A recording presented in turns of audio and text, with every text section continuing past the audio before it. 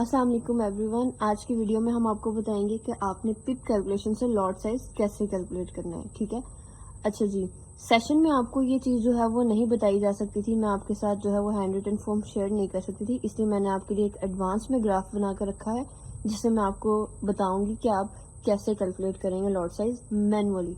ठीक है, अब फॉर एग्जाम्पल यहाँ पे मैंने लिखा हुआ है कि जो है गोल्ड की प्राइस जो है, ठीक है, गोल्ड में आप पिप्स को कैसे कैलकुलेट करेंगे। सबसे पहले मैं गोल्ड की एग्जांपल इसलिए दूंगी कि आपको पता चले कि आप जो गोल्ड पर ट्रेड लगाते हैं, ठीक है, वो आप कितनी पिप्स प्रॉफिट करते हैं या कितना आपका रिस्क होता है। और गोल्ड की एग्जांपल हमने सबसे पहले इसलिए क्योंकि पाकिस्तान में और इंडिया में जो हमारे बहुत सारे स्टूडेंट्स हैं वो गोल्ड पर ट्रेड करना बहुत ज़्यादा पसंद करते हैं, ठीक है, रेदर देन करेंसीज का भी आपको नेक्स्ट हम बताएंगे। अच्छा, अब यहाँ पे आप देख लीजिए, सपोज कीजिए कि गोल्ड की प्राइस आई है 2255 पर, ठीक है, 2255.00 पर, ठीक है। अब ये 2255.00 जो है, अगर सपोज करें मूव की है 2256 पर, ठीक है, 56.00 आप लगा लें, मैंने मेंशन नहीं किया।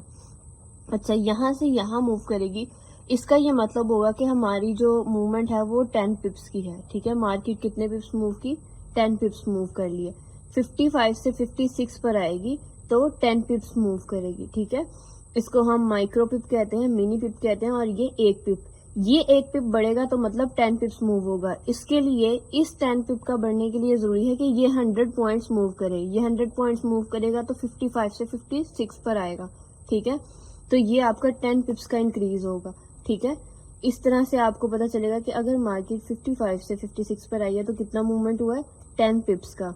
अब हम आ जाते हैं टेबल पर कि आपका जो पिप्स टेबल है वो लॉट साइज से कैसे जो है वो इफेक्ट होता है, या लॉट्स की कौन कौन सी टाइप है, ठीक है, या जिसे आप ट्रेड वॉल्यूम बोलते हैं। अब यहाँ पे देखिए 3 टाइप की लॉट्स हैं, ठीक है। टाइप ऑफ लॉट्स कितनी है, या ट्रेड वॉल्यूम की टाइप कितनी है, 3 है। फर्स्ट ऑफ ऑल आ जाती है मिनी, देन आ जाती है माइक्रो, एंड देन आ जाती है स्टैंडर्ड लॉट, ठीक है। अब जो मिनी लॉट है उसमें क्या सिस्टम है कि जो लॉट साइज है वो 0.01 होता है। 0.01 सबसे छोटा लॉट साइज है। इसमें आप 0.02 लगाएं, 0.03 लगाएं, 0.04 लगाएं, 0.05 यूज करें, ठीक है। ये साइज आप 0.09 तक यूज कर सकते हैं, उसके बाद आपको 0.1 यूज करना पड़ता है, जिसे आप 0.10 कहते हैं या कुछ भी कहते हैं, वो 0.1 लॉट होता है, यानी कि उसके बाद माइक्रो लॉट स्टार्ट हो जाती है, ठीक है।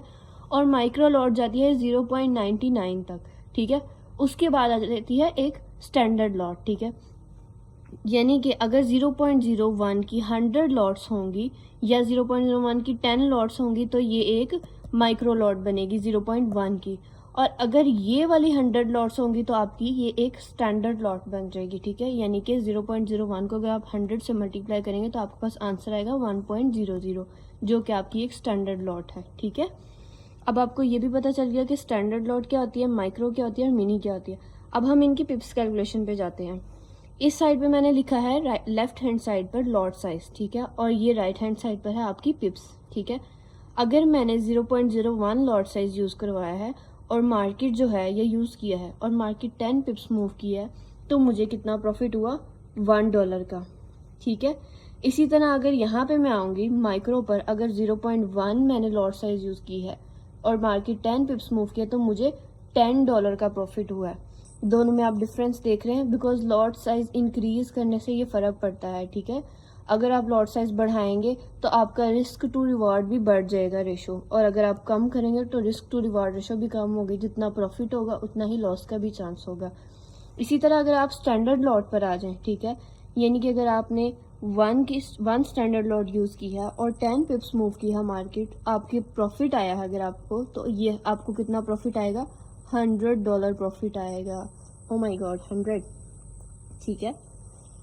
इस तरह से अगर आप ये देखिए, यहाँ पे मैंने लॉट साइज जो है वो आपको पिप्स को इंक्रीज करके बताया कि अगर आप सेम लॉट साइज यूज करें, यानी कि 0.01 लॉट साइज मैंने यूज किया और वेट किया मार्केट के 20 पिप्स मूवमेंट का, और अगर ये मेरी फेवर में आई है तो मुझे $2 प्रॉफिट आ रहा है, $2, ठीक है। अगर ये मैं 0.1 यूज करूंगी और 20 पिप्स ही मूव की है तो मुझे यहाँ पे $20 प्रॉफिट आएगा, $20, ठीक है। सेम इसी तरह अगर मैंने यहाँ पे वन स्टैंडर्ड लॉट के साथ 20 पिप्स का वेट किया है तो मुझे $200 प्रॉफिट आएगा, 200, ठीक है। अच्छा जी, ये तो आ गया आपका कि आपने पिप साइज को ज्यादा कर दिया। अब एक क्वेश्चन आ जाता है कि अगर हम लॉट साइज ज्यादा कर देते हैं और पिप साइज नहीं ज्यादा करते तो हमें क्या फायदा होता है, ये क्या फर्क आता है, ठीक है।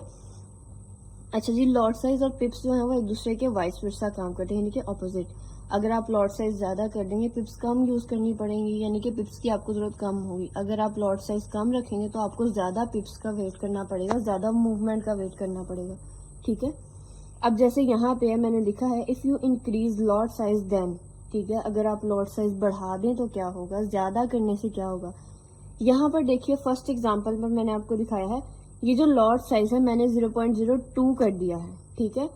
यहाँ पर 0.01 से 10 पिप्स की मूवमेंट थी, यहाँ पर मैंने आपको 0.02 से 10 पिप्स की मूवमेंट दिखाई है, तो मुझे प्रॉफिट कितना आया, $2 का। यहाँ पर अगर मैं माइक्रो लॉट में 0.2 से मूव करूंगी 10 पिप्स तो मुझे $20 प्रॉफिट आएगा, ठीक है। ये मुझे यहाँ पे 20 पिप्स पर आ रहा था, ये मुझे यहाँ पे 10 पिप्स पर आ रहा है, यानी कि लॉट साइज बढ़ गया तो पिप साइज हाफ हो गया, ठीक है। इस तरह से ही अगर आप स्टैंडर्ड पर आ जाए, अगर मैंने जो है वो 2 स्टैंडर्ड लॉट्स यूज की हैं और 10 पिप्स का प्रॉफिट आ रहा है तो मुझे कितना प्रॉफिट आएगा, $200 का, ठीक है। आप ऊपर क्लियर डिफरेंस देख सकते हैं, यहाँ पर मुझे पिप साइज जो है वो हाफ करना पड़ा है, कट इट टू हाफ, ठीक है। और जो लॉट साइज है वो मेरा ज्यादा हो गया है, लॉट साइज प्लस हो चुका है, ठीक है। इस तरह से आप जो है वो गोल्ड पर अपनी पिप्स कैलकुलेशन कर सकते हैं, गोल्ड पर आप इस तरह से पिप्स कैलकुलेट कर सकते हैं। अब मैं आपको जो है वो करेंसी की एक एग्जांपल दे देती हूँ ताकि आपको पता चले कि आप करेंसीज पर पिप कैसे कैलकुलेट कर सकते हैं, ठीक है। यहाँ पे मैंने करेंसीज में मूवमेंट सेम होती है, ठीक है, लेकिन आपको गोल्ड और करेंसी का डिफरेंस भी बताती हूँ कि करेंसी में क्या फर्क है, ठीक है।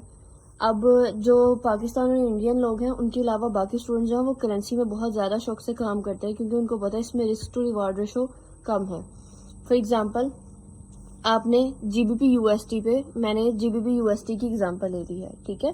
सभी करेंसीज में सेम मेथड से काम होता है। फॉर एग्जांपल मार्केट है जीबीपी यूएसटी पे, इसकी प्राइस है 1.2650, ठीक है। मार्केट किस प्राइस पर है, 2650 पर। अगर ये मूव करती है 1.2651 पर तो इसमें क्या फर्क है, यहाँ पे इसका मतलब है कि ये 1 पिप मूव की है, जहां गोल्ड में यहाँ पे आपको 10 पिप्स की मूवमेंट शो होती थी, 10 पिप्स की, ठीक है। ये आपकी 1 पिप है, 1 पिप, ठीक है। यही अगर 2651 से 2655 पे चली जाए, 1.2655 पर, तो ये आपकी 1.2651 से 4 पिप्स मूवमेंट होगी। अगर आपको 50 से 55 कैलकुलेट करेंगे तो ये आपकी 5 पिप्स की मूवमेंट होगी। लॉट साइज आप सेम यूज कर ले, सपोज आपने लॉट साइज यूज किया है 0.01, ठीक है।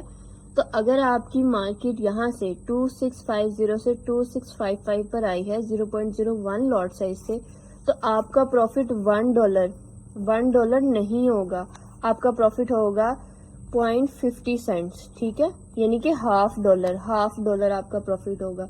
ये फर्क है मार्केट के मूवमेंट में गोल्ड में और करेंसीज में।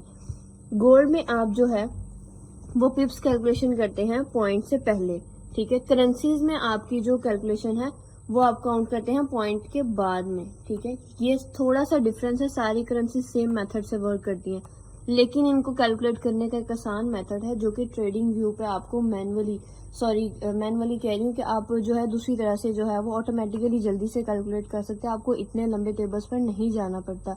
अगर आप वो देखना चाहते हैं तो आज का सेशन जरूर अटेंड कीजिए, जो नेक्स्ट सेशन आपको दिया जाएगा वो आपने जरूर अटेंड करना है ताकि हम आपको बताएं कि आप जो है वो ऑटोमेटिकली जो है स्पीड में टिप्स कैसे कैलकुलेट कर सकते हैं। Thank you so much for watching. अगर किसी को कुछ समझ ना आया तो मुझे इनबॉक्स मैसेज कीजिए, आपके सारे क्वेश्चंस क्लियर कर दिए जाएंगे।